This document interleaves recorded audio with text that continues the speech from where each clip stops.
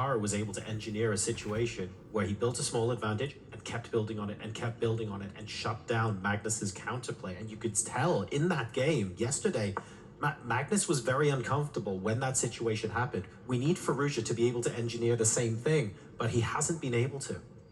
Look at this, another question mark move appears. The bar slides, saying that Magnus has an over 3-point advantage. That's because Alireza's moved up a pawn, weakening his king. It might be time for the Black Queen to swoop in. So many targets in mind there. The Black Rook as well. Hopefully, he would be hoping that it lands on c4. The Black Bishop there on d3 instead, hitting a White Rook. Not the best from Magnus, but good enough to maintain the advantage. I think he's going for the queen trade here, Tanya. He's going to be hoping that he can pick off the white b-pawn in the near future. The only thing Magnus has to be careful of is counter play here from queen to e7 incoming. And that would combine the queen and the knight attack on the f7 pawn, so definitely something that you want to think about. You know, the bar says Magnus is doing great, but you see a move like queen e7 as your opponent's threat, and you start thinking about, maybe I need to be a little careful, need to go on the defense here. But the good news for Magnus is, even if that was to happen, the bishop can always slide back. Go back to g6 and keep everything protected. So Magnus, will he try the queen trade? He doesn't. He does, in fact, go on that defense, making sure that Alireza does not get queen e7. The knight retreats, the queen defends. A bit odd, actually, Magnus's bishop move, allowing this white knight to jump back with gain of time.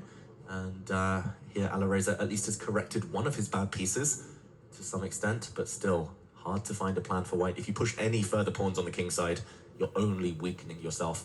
You're not ready. It does feel like Magnus, he's clearly playing on the clock. He's not even trying to come in and create any complications. He's just biding his time.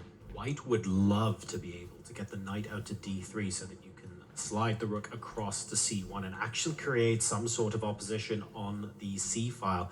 Can't do that because of the bishop on g6, unfortunately. And as a result, not only is the position a little bit binding, but the most obvious idea is also being bound. So we're being forced to think of alternatives now. The bishop comes in thinking about coming into d3 to try and get that plan in motion, but black immediately slides in with the queen to c2, not allowing enough time.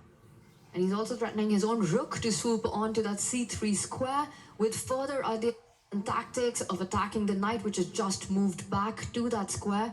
Magnus's queen looking beautiful, the rook on the open line. Just compare Magnus's pieces to Alireza's forces here. You know, all of them, most of them on the first rank, the other two left on the board are on different sides of the board. Not combining, no play to be found. Magnus has basically denied Alireza any activity in this entire match.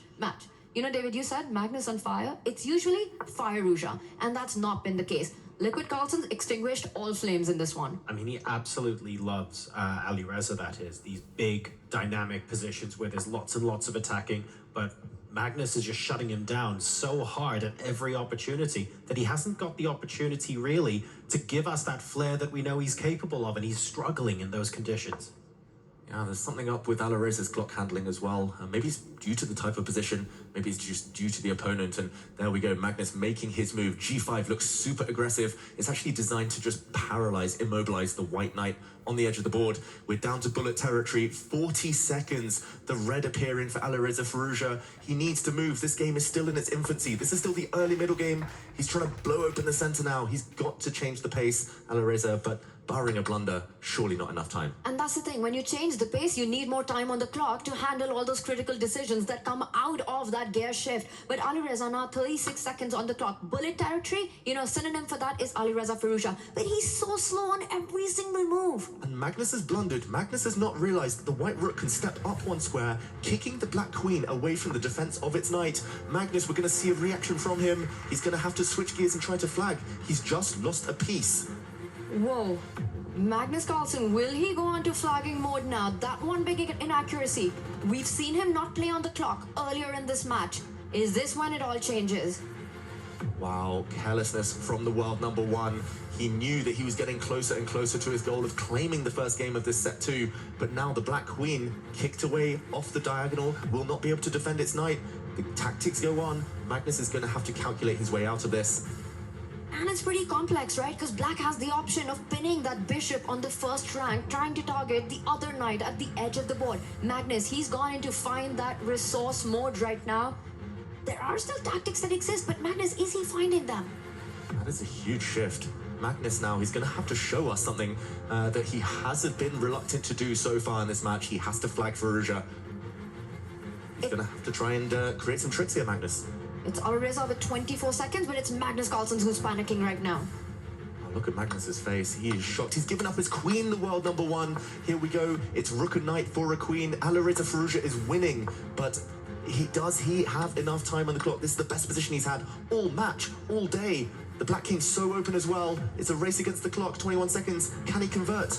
That is the big question. Will it be enough time? He needs to combine that queen and bishop. First, he completely disconnects Black's rook, and Alireza with a shake of his head, just wishing he had that extra minute on the clock.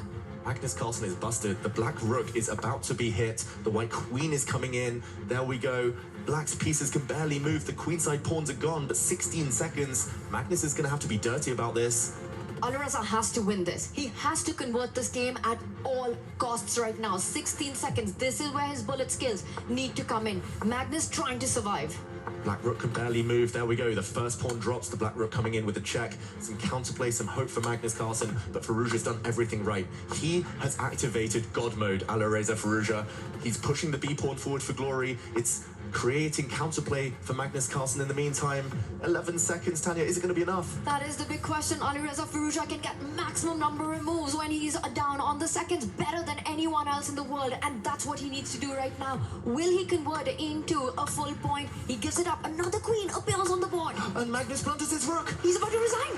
Wow, Alireza Farouja striking back. He's got two queens. 7 seconds should be more than enough. Magnus Carlsen gives up.